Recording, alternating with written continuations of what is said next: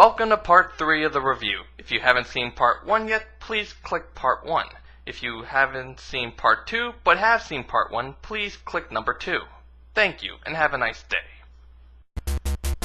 When you finally find the last 2 pieces of the will, you can head right to the last part of the game. Instead of doing the smart thing and giving the will to a lawyer, we're going to bring the will right over to Judge Doom. I'll let you guys figure out the many plot holes and inconsistencies this has with the movie. And if you thought I was heading over to the gag factory, you know, where the climax of the movie took place, you'd be very wrong. Even though LJN did put the gag factory in the game, I suppose just to prove that they actually watched the movie. Instead, we have to go back and find the warehouse at the very end of Toontown. You'll know you found it when you see one of the weasels guarding it. And of course, if I were to just try and approach the entrance, I'd be killed in a single hit. Believe it or not, this is where the notorious phone number you find in the Ink and Paint Club comes into play. If you call it, Jessica Rabbit is supposed to give you a tip on how to get past them. Let's give it a shot.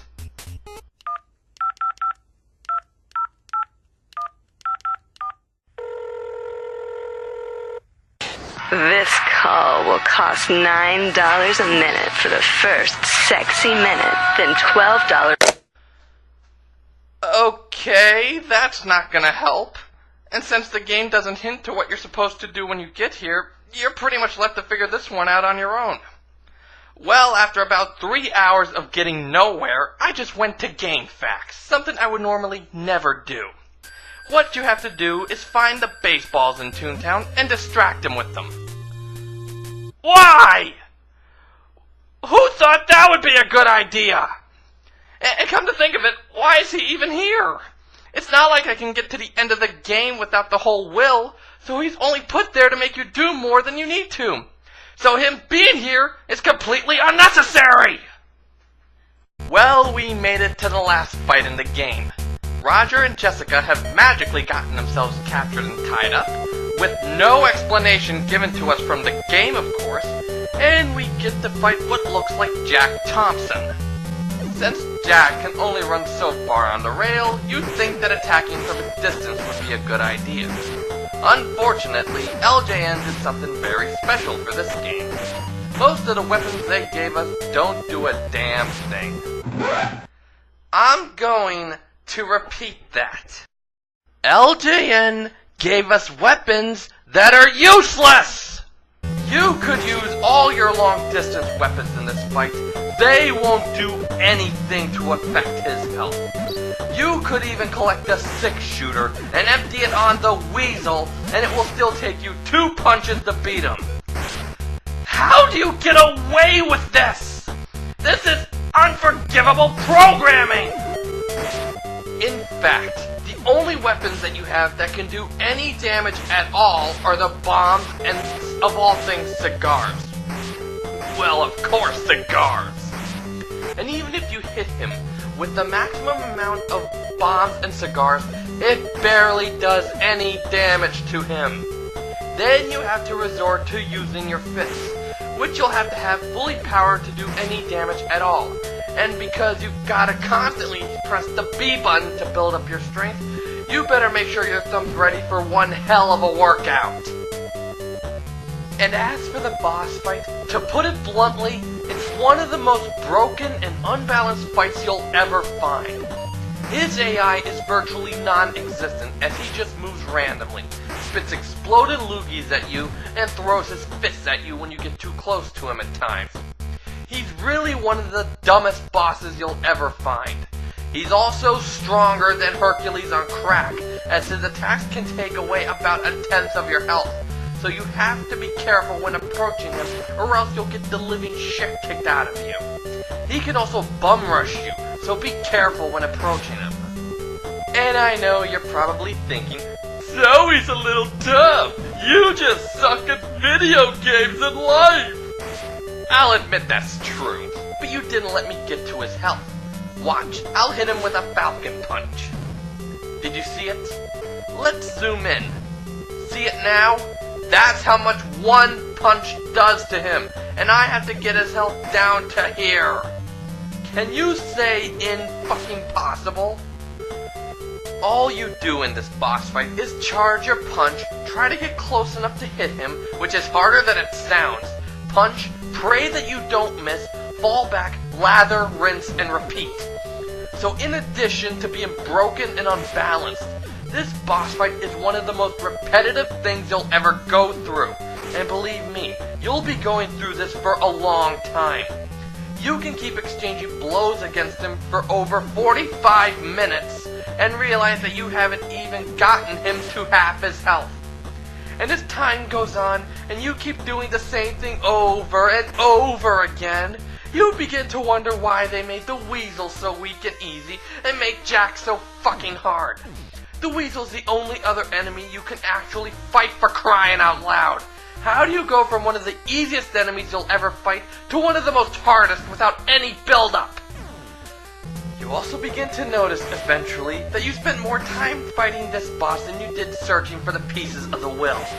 And you also begin losing interest in the fight because it's so repetitive and boring. Not to mention that the constant looping of the music is slowly driving you to insanity. And as you lose concentration, Jack Doom is able to hit you more easily, and he'll kill you, and you have to start the whole process over again! Does this sound fun? Does this sound exciting? Does this even sound like a boss fight? And as impossible as he seems, there is actually a way to beat him easily. Which means it's time for a game of How the... Get on with it! Alright already! Jeez, haven't you ever heard of showmanship? Here's how you beat him easily. There's a little bug in the game that prevents the strength meter from dropping immediately. So if you can press fast enough, you can punch and still have your strength. And if you play the game, it's obvious that this wasn't meant to happen. It's just bad programming. Anyway, if you can time the release of the B button just right, you can get a bunch of punches on him in an instant. And if you can pin him against the wall over there, he's helpless. Look at this. I'm beating one of the most difficult bosses in NES history through the use of a bug. And the people behind LGN wonder why they're not making games anymore. Yes! I beat... Oh no! The dip! I must stop it! There is no time to waste! And yet I walk at a fair speed. Get on with that!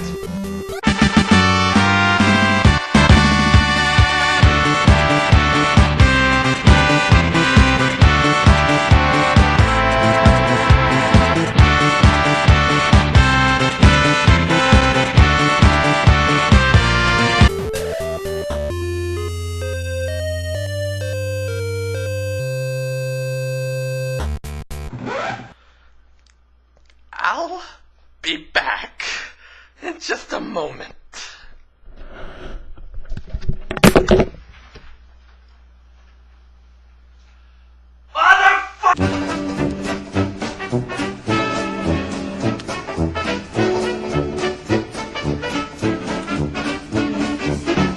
That's it. Now I'm mad. Let's end this.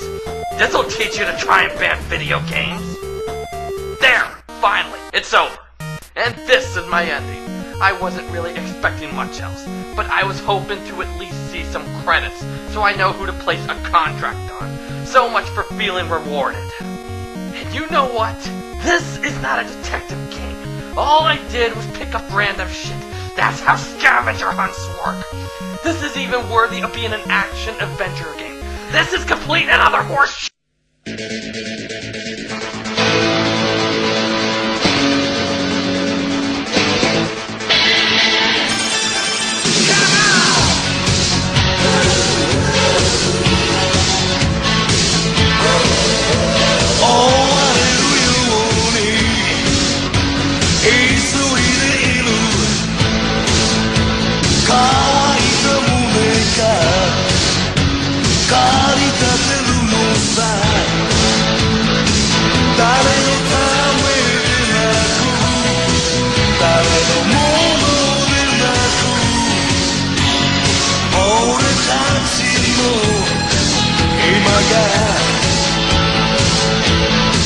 It'll be all the key,